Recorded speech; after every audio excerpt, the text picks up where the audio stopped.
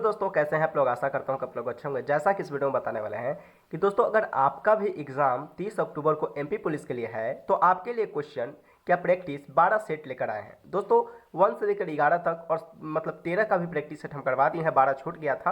तो दोस्तों वीडियो पर नए हैं तो वीडियो को प्यार से लाइक करके चैनल को कर दीजिए सब्सक्राइब। दोस्तों ये प्रैक्टिस सेट 12 हम करवाने वाले हैं। दोस्तों 100% सही प्रश्न हम बताते हैं और वही क्वेश्चन बताते हैं जो आपको एग्जाम में आता है, दिमाग में आता है और समझ में आता है। दोस्तों वीडियो पर नए हैं तो वीडियो को प्यार से लाइक करके चैनल को कर दीजिए सब्सक्राइब। दोस्तों आज हम जीके जी से 12 सेट ऐसा प्रश्न हम करवाने वाले हैं जो 100% आपको एग्जाम में आने वाला है, प्रैक्टिस सेट के तौर पे आपको हम करा रहे हैं। तो दोस्तों ये जीके जी का प्रैक्टिस सेट है। बाकी का अगर प्रैक्टिस सेट 1 से लेकर 11 तक और 13 नहीं देखे हैं तो आप इसी चैनल पर जाकर प्लेलिस्ट के रूप में आप देख सकते हैं। तो चलिए दोस्तों वीडियो को शुरुआत करते हैं। दोस्तों आपका पहला प्रश्न है, कहता है कि ध्वनि की गति किस माध्यम सबसे अधिक होती है। तो दोस्तों यहाँ पर अगर देखा जाए कि ध्वनि की जो गति होती है वो सबसे अधिक किस माध्यम में होती है, तो दोस्तों हम बता दें कि जो ध्वनि की गति होती है ठोस माध्यम में सबसे अधिक होती है। तो आपका राइट आंसर क्या हो जाएगा, ठोस हो जाएगा। चलिए दोस्तों नेक्स्ट क्वेश्चन की ओर बढ़ते हैं। नेक्स्ट क्वेश्चन कहता है, यानी अगला नंबर प्रश्न कहता है कि जल का रासायनिक सूत्र क्या होता है। तो दोस्तों जल का जो रासायनिक सूत्र होता है वो H2O होता है। तो आपका राइट आंसर क्या हो जाएगा, H2O हो जाएगा। दोस्तों आपका अगला प्रश्न कहता है कि भारत के लिए समुद्री मार्ग की खोज किसने की थी। तो दोस्तों आपका राइट आंसर होगा वास्को डी गामा, यानी कि वास्को डी गामा एक ऐसे व्यक्ति थे जो भारत के लिए समुद्री मार्ग की खोज किए। ये पुर्तगाल के थे। तो दोस्तों आपका राइट आंसर क्या हो जाएगा। तो दोस्तों आपका अगला नंबर प्रश्न है कि कहता है कि कौन सा अंग रक्त को पंप करता है। तो दोस्तों हम बता दें कि कौन ऐसा रक्त है, मतलब अंग है जो रक्त को पंप करता है। तो आप जानते हैं कि दिल जो है यानी हृदय है वो पंपिंग करता है। तो आप जानते हैं कि आपका राइट आंसर क्या हो जाएगा, दिल हो जाएगा। दोस्तों आपका अगला प्रश्न कहता है कि दिन में मुख्य प्रकाश का स्रोत क्या है। तो दिन में जब मुख्य प्रकाश का जो स्रोत है वो क्या है, तो आप जानते हैं कि जो हमारे मतलब दिन में जो सूर्य का जो प्रकाश मिलता है वो सूर्य से मिलता है। तो इसलिए हमें क्या दिखाई जाता है, सूर्य। तो सूर्य से ही तो ऊर्जा प्राप्त होता है, सूर्य से तो दिन में दिखाई यानी लाइट देता है। तो आपका राइट आंसर सूर्य हो जाएगा। दोस्तों आपका अगला प्रश्न कहता है कि मनुष्य के पास कितनी किडनी होती है। तो दोस्तों आपका राइट आंसर होगा 2, यानी कि एक किडनी से भी मतलब लोग जीवित रहते हैं, लेकिन आपके पास कितना, 2 होना चाहिए, यानी कि होना चाहिए नहीं हो सकता भी है। और दोस्तों आपका अगला प्रश्न कहता है कि न्यूट्रॉन की खोज किसने की थी। तो दोस्तों हम बता दें कि न्यूट्रॉन की खोज जेम्स चैडविक नामक वैज्ञानिक ने किया था। तो दोस्तों आपका राइट आंसर हो जाएगा जेम्स चैडविक।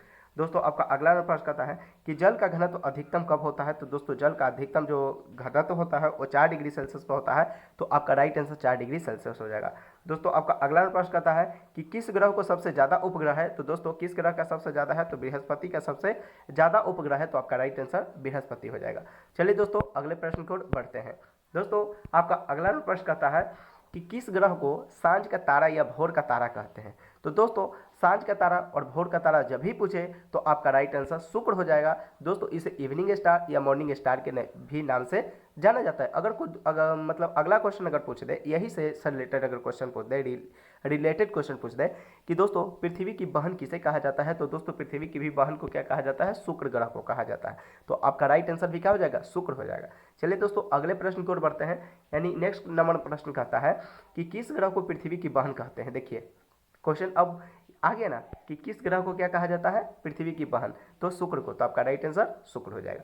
दोस्तों आपका अगला नंबर प्रश्न कहता है कि सबसे चमकीला ग्रह कौन सा है। तो दोस्तों सबसे चमकीला ग्रह अगर पूछा जाए तो आपका राइट आंसर शुक्र हो जाएगा। दोस्तों वीडियो पर नए हैं तो वीडियो को प्यारा सा लाइक करके चैनल को कर दीजिए सब्सक्राइब, क्योंकि यही एकलौता चैनल दोस्तों बनाया गया है जिसपे किसी भी गवर्नमेंट एग्जाम की तैयारी करते हैं, खास करके एमपी पुलिस के लिए करते हैं, तो आपके लिए बेहतर अभी वीडियो चल रहा है। टोटल ये 13 मतलब 12 सेट है और 13 भी करा दिए हैं, 11 भी 12 छूट गया था तो आपको हम प्रैक्टिस सेट करा देते हैं। मतलब मेरा टारगेट है कि 30 प्रैक्टिस सेट आपको करा दें 30 अक्टूबर से पहले, ताकि आपको एक भी प्रश्न आपको एमपी पुलिस में ना छूटे। और रह गया आप ग्रुप डी के बारे में, तो ग्रुप डी का भी प्रैक्टिस सेट चल रहा है और बिहार दरोगा का भी स्टार्ट होने वाला है और मतलब दिल्ली पुलिस का भी प्रैक्टिस सेट स्टार्ट होने वाला है। तो जल्दी से अगर नए वीडियो अगर मतलब जानना चाहते हैं कि मतलब कैसे एग्जाम को क्वालिफाई करने, कैसे तैयारी करना है, तो आप इस चैनल को क्या कर सकते हैं, सब्सक्राइब कर सकते हैं। ठीक है, तो चलिए दोस्तों अगले क्वेश्चन की ओर बढ़ते हैं। तो दोस्तों आपका अगला प्रश्न कहता है कि कौन सा ग्रह सभी ग्रहों को विपरीत दिशा में दक्षिणावर्त में चक्र लगाता है।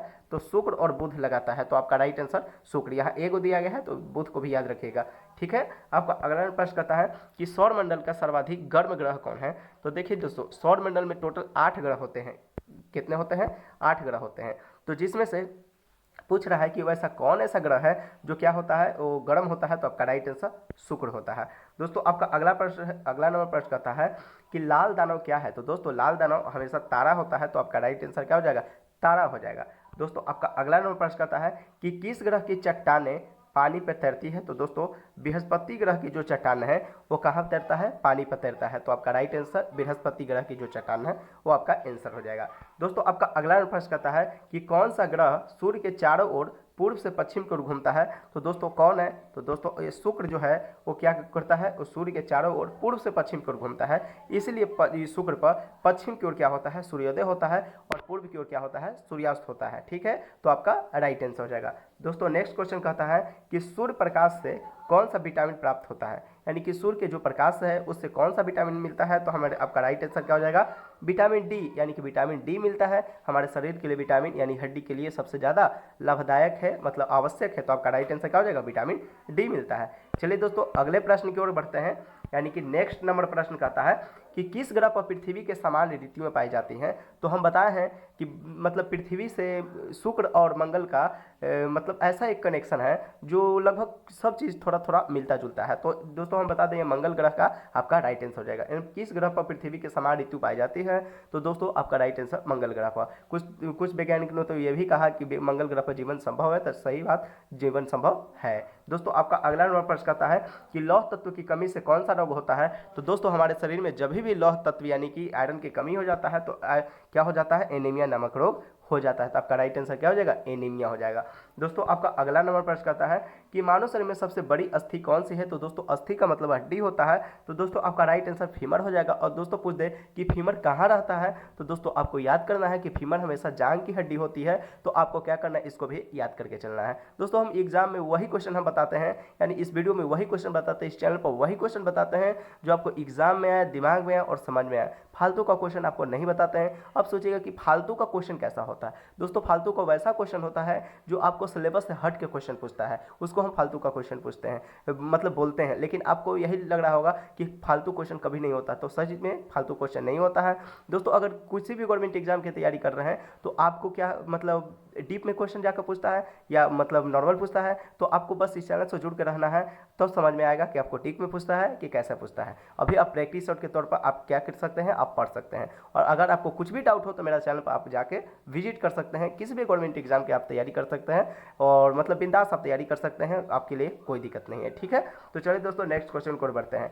नेक्स्ट क्वेश्चन कहता है, यानी अगला नंबर प्रश्न कहता है कि नाभिकीय रिएक्टर में कौन सा तत्व ईंधन के रूप में प्रयुक्त होता है? तो दोस्तों आपका राइट आंसर यूरेनियम हो जाएगा। अगर यही पूछ दे कि यूरेनियम का संकेत क्या है, तो आपका राइट आंसर क्या हो जाए? यू, यानी यू से क्या संकेत करते हैं? यूरेनियम को। तो नाभिकीय रिएक्टर में कौन सा तत्व ईंधन के रूप में प्रयुक्त होता है, यानी कि उपयोग किया जाता है? तो राइट आंसर क्या हो जाएगा? यूरेनियम हो जाएगा। तो दोस्तों आपका यू हो जाएगा। दोस्तों आपका अगला नंबर प्रश्न कहता है कि संयुक्त राज्य अमेरिका के पहले राष्ट्रपति कौन थे? तो दोस्तों हम बता दें कि संयुक्त राज्य अमेरिका के पहले राष्ट्रपति अगर पूछ दे तो आपका राइट आंसर जॉर्ज वाशिंगटन हो जाएगा। तो इसलिए आप जॉर्ज वाशिंगटन को आप आंसर मार दीजिएगा। ठीक है, दोस्तों आपका अगला नंबर प्रश्न कहता है कि मनुष्य के शरीर में कितने दांत होते हैं? तो दोस्तों मनुष्य के शरीर में जब भी दांत होते हैं तो 32 दांत होते हैं। ठीक है, बच्चा में भले 28 गो यानी किस भी मतलब 28 गो 22 गो होता है, लेकिन बहुत ऐसे बोलते हैं कि का हम 8 साल के हैं तो मेरे पास मतलब बहुत 12 साल के हैं तो ये है मतलब कम है बेसी है, और बहुत लोग बोलते हैं कि मेरा टूट गया तो 31 क्यों हो गया। तो ऐसा बात नहीं है, नॉर्मल अगर देखा जाए तो मनुष्य के शरीर में 32 दांत होते हैं। दोस्तों आपका अगला नंबर प्रश्न कहता है कि दूध में कौन सा कार्बोहाइड्रेट पाया जाता है? तो दोस्तों अगर दूध में देखा जाए तो हमेशा लैक्टोज पाया जाता है। तो आपका राइट आंसर क्या हो जाएगा? लैक्टोज हो जाएगा। ठीक है, तो दूध में कौन सा अगर कार्बोहाइड्रेट अगर पाया जाता है, अगर ऐसा प्रश्न पूछे तो एमवीवीआई प्रश्न है तो आपको लैक्टोज मारना है। ठीक है, दोस्तों नेक्स्ट क्वेश्चन की ओर बढ़ते हैं। नेक्स्ट क्वेश्चन कहता है कि मानव हृदय में कुल कितने कक्ष होते हैं? तो देखिए दोस्तों मानव हृदय में हमेशा 4 कक्ष होते हैं। अब एक ऐसा कक्ष पूछ दिया, देखिए मानव हृदय है ये आपका 4 कक्ष है, 1 कक्ष 2 कक्ष 3 कक्ष और 4 कक्ष। ठीक है, इस तरह से आपको क्या करता है? आपको पूछता है। ठीक है, चलिए दोस्तों नेक्स्ट क्वेश्चन बढ़ता है। नेक्स्ट क्वेश्चन कहता है कि विटामिन डी की कमी से कौन सा रोग होता है? अब देखिए, अब आप मतलब पिछले क्वेश्चन में पढ़ा है कि विटामिन सूर्य के प्रकाश से कौन सा मतलब मिलता है, तो विटामिन डी। और यहाँ देखिए विटामिन डी की कमी से कौन सा रोग होता है? रिकेट्स। अब पूछ देखिए दोस्तों, अगर जब भी अगर हमारे सूर्य का प्रकाश अगर हमारे शरीर पर अगर नहीं पड़े तो मतलब बहुत दिन तक नहीं पड़े तो रिकेट्स नामक जो बीमारी है वो हमारे शरीर पर क्या हो? फैल जाएगा। ठीक है, तो आपका अगला नंबर प्रश्न कहता है कि पाचन क्रिया सबसे पहले कहाँ से होती है? तो देखिए सबसे पहले अगर पूछे, देखिए यहाँ सबसे पहले पूछ रहा है तो सबसे पहले कहाँ, अगर आप शरीर में कहाँ से खाते हैं? मुंह से खाते हैं। तो पाचन क्रिया अगर पूछ दिया कि पाचन क्रिया सबसे पहले कहाँ से होती है, तो मुख से होती है, तो आपका राइट आंसर मुख हो जाएगा। अब पूछ ले कि मतलब पूछ दे कि शरीर में अवशोषण कहाँ होता है भोजन के, तो अवशोषण अगर पूछ दो शरीर में तो अंदर यानी छोटी आंत हो जाएगा, ठीक है। लेकिन अगर प्रारंभ पूछ दे, पहले पूछ दे, यानी आप पहले पूछ रहा है तो आपका मुख हो जाएगा, ठीक है। आपको ये दोनों में आपको क्या होता है, कंफ्यूजन होता है। बहुत ऐसे स्टूडेंट हैं जिनको कंफ्यूजन होता है, तो इसी में आप क्या करते हैं, नर्वस हो जाते हैं, आप क्वेश्चन को गलती कर देते हैं। तो चलिए दोस्तों, आपको अगले प्रश्न की ओर बढ़ते हैं। अगला नंबर प्रश्न कहता है कि रक्त समूह की खोज किसने की थी। तो देखिए दोस्तों, हम बता दें कि रक्त समूह की मतलब जो खोज किया था वो किसने किया था। तो दोस्तों आपका राइट आंसर कार्ल यानी कार्ल लैंडरस्टीन नामक एक वैज्ञानिक थे जो क्या किए थे, रक्त समूह की खोज किए थे। दोस्तों आपका अगला नंबर प्रश्न कहता है कि मानव शरीर का समान तापमान यानी तापमान जो होता है वो कितना होता है। तो देखिए यहाँ दो तीन तरह से क्वेश्चन पूछता है, दो तरह से तो हमेशा क्वेश्चन पूछेगा, फॉरेनहाइट में या सेल्सियस में। तो देखिए जब भी फॉरेनहाइट में पूछे और मानव शरीर का समान ताप पूछे तो आपको 98.6 डिग्री फ़ारेनहाइट बताना है, और यहीं अगर सेल्सियस में पूछे तो आपको 37 डिग्री सेल्सियस बताना है, ठीक है। तो आपका राइट आंसर क्या हो जाएगा, 98.6 डिग्री फ़ारेनहाइट या 37 डिग्री सेल्सियस हो जाएगा, ठीक है। इसमें भी क्या करते हैं, बच्चे लोग कंफ्यूज होते हैं, स्टूडेंट लोग कंफ्यूज होते हैं, तो आपको क्या करना है, ध्यान में रखना है। दोस्तों आपका अगला प्रश्न कहता है कि रुधिर में ऑक्सीजन ले जाने वाले घटक क्या कहलाता है। तो देखिए पहले आपको जानना पड़ेगा कि रुधिर कहते किसको है। तो रुधिर हमेशा रक्त को यानी खून को कहते हैं। तो दोस्तों ये भी फैक्ट को क्या करना है, याद करके चलना है। तो रुधिर में ऑक्सीजन ले जाने वाले घटक को क्या कहते हैं, तो आपका राइट आंसर हीमोग्लोबिन हो जाएगा, यानी हीमोग्लोबिन आपका क्या हो जाएगा, राइट आंसर हो जाएगा। दोस्तों आपका अगला प्रश्न यानी नेक्स्ट नंबर प्रश्न कहता है कि दूध में कौन सा कार्बोहाइड्रेट पाया जाता है। तो पिछले क्वेश्चन में भी बताया, ये रिपीटेड क्वेश्चन है, तो हम बार बार बोलते हैं कि जौन क्वेश्चन हम रिपीटेड लेते हैं उसको 110% चांस रहता है कि एग्जाम में आएगा तो आएगा। तो आपको क्या करना है, इसको एकदम मतलब दिमाग में बिठा कर रखना है। यानी जब भी पूछ दे कि दूध में कार्बोहाइड्रेट पाया जाता है तो लैक्टोज होगा, तो आपका राइट आंसर लैक्टोज हो जाएगा। दोस्तों आपका अगला प्रश्न कहता है यानी अगला नंबर प्रश्न कहता है कि विश्व युद्ध किस वर्ष शुरू हुआ था। तो देखिए दोस्तों, जब भी अगर विश्व युद्ध शुरुआत करने के बाद कहे तो देखिए दोस्तों 1914 ईस्वी से 1918 तक शायद चला था। तो आपका राइट आंसर क्या, 1914 याद करना है, ठीक है। चलिए दोस्तों नेक्स्ट क्वेश्चन को बढ़ते हैं। नेक्स्ट क्वेश्चन कहता है यानी अगले नंबर प्रश्न कहता है कि मानव शरीर में सबसे बड़ी अस्थि कौन सी है। तो देखिए दोस्तों ये भी रिपीटेड लिए हैं, तो आपका राइट आंसर क्या हो जाएगा, फीमर हो जाएगा। तो इसको भी क्या करना, याद करके चलना। अभी हम बताते हैं कि फीमर जो होता है वो जांघ की हड्डी होता है। दोस्तों आपका अगला प्रश्न कहता है कि डीएनए आरएनए किसके उदाहरण है। तो देखिए डीएनए आरएनए जब भी पूछे तो दोस्तों आपका अगर उदाहरण पूछे तो न्यूक्लिक अम्ल का उदाहरण है। तो आपका राइट आंसर क्या हो जाएगा, न्यूक्लिक अम्ल। दोस्तों हम बता दें कि दोस्तों अगर वीडियो पर नए हैं ना तो वीडियो को प्यार सा लाइक करके चैनल को कर दीजिए सब्सक्राइब, क्योंकि यही एकलौता चैनल दोस्तों बनाया गया है जो आपके लिए क्या करता है, आपके लिए एग्जाम की तैयारी करवाता है और आपके लिए जॉब नोटिफिकेशन के बारे में बताता है, आपको सही रणनीति बताता है, सही सिलेबस के बारे में बताता है। तो दोस्तों हम इधर उधर भटकने वाला बात हम नहीं बताते हैं, वही बताते हैं। दोस्तों आजकल देखते हैं कि बहुत से ऐसे स्टूडेंट हैं जो इधर उधर भटक जाते हैं, 10 बुक पढ़ते हैं, इधर उधर मटेरियल पढ़ते हैं। तो फालतू का इधर उधर मत नहीं जाना है, बस इसी चैनल से आपको जुड़ के रहना है। अगर कंटेंट आपको अगर वीडियो अच्छा नहीं लग रहा है तो आप पूरा प्लेलिस्ट में जाकर देख सकते हैं कि पूरा वीडियो हम कैसा बताते हैं या कैसा नहीं। बस एक वीडियो से आप कमेंट नहीं कीजिएगा, जाके मेरा प्लेलिस्ट में जरूर देखिएगा। दोस्तों अगर सच में अगर वाकई में अगर किसी गवर्नमेंट एग्जाम की अगर तैयारी करते हैं तो आप मतलब क्या कर सकते हैं, आप देख सकते हैं। ऐसा कोई भी क्वेश्चन नहीं बताया जाता है दोस्तों जो आपको एग्जाम से हट के पूछता है, ठीक है। तो चलिए दोस्तों नेक्स्ट क्वेश्चन को बढ़ते हैं। आपका अगला प्रश्न कहता है कि हृदय को मतलब पोषक तत्व कौन सी धमनियां देती है। तो दोस्तों अगर हृदय को पोषक तत्व के रूप में अगर देखा जाए तो धमनियां देती है, कोरोनरी धमनियां देती है। तो आपका राइट आंसर क्या हो जाएगा, कोरोनरी धमनियां हो जाएगा। दोस्तों आपका अगला प्रश्न कहता है कि नाभिकीय रिएक्टर में कौन सा तत्व ईंधन के रूप में प्रयुक्त होता है। तो यह भी रिपीटेड क्वेश्चन अभी कुछ देरी पहले बताए हैं, यूरेनियम जिसका संकेत यू है, अभी पता है ना। तो ये रिपीटेड क्वेश्चन, तो इसको भी क्या करना है, याद करना है, याद करके चलना, इसको दिमाग में बैठा लेना है। दोस्तों आपका अगला प्रश्न कहता है कि करंट को मापने वाला यंत्र क्या कहलाता है। तो पहले आपको जानना पड़ेगा करंट कहते किसको। करंट का मतलब विद्युत धारा होता है, इलेक्ट्रिक होता है, लाइन होता है।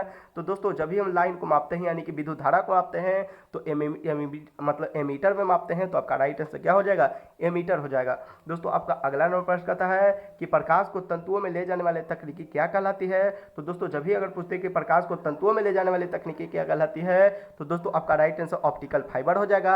तो दोस्तों इसका राइट आंसर ऑप्टिकल फाइबर हो जाएगा। दोस्तों ये रहे आपके यानी कि एमपी पुलिस एग्जाम के 12 मतलब प्रैक्टिस सेट जो आपको जीके जीएस के लिए आपको हम करवा दिए हैं। दोस्तों वीडियो बनाए हैं तो वीडियो को प्यारा सा लाइक करके चैनल को कर दीजिए सब्सक्राइब, क्योंकि यही एक लौता चैनल दोस्तों बनाया गया है जिसपे किसी भी गवर्नमेंट एग्जाम की अगर आप तैयारी करते हैं ना तो आपके लिए क्या करता है, क्वेश्चन सही तरीके से बताता है और आपको इधर और उधर का क्वेश्चन फालतू क्वेश्चन नहीं बताता है। तो इसलिए बोलते हैं कि अगर अभी भी अगर चैनल को सब्सक्राइब नहीं किए तो करके जुड़ जाइए, क्योंकि यही एक लौता चैनल, फिर से बोलते हैं, बार बार बोलते हैं कि अगर सब्सक्राइब नहीं करेंगे तो आपके पास वीडियो नहीं जा पाएगा।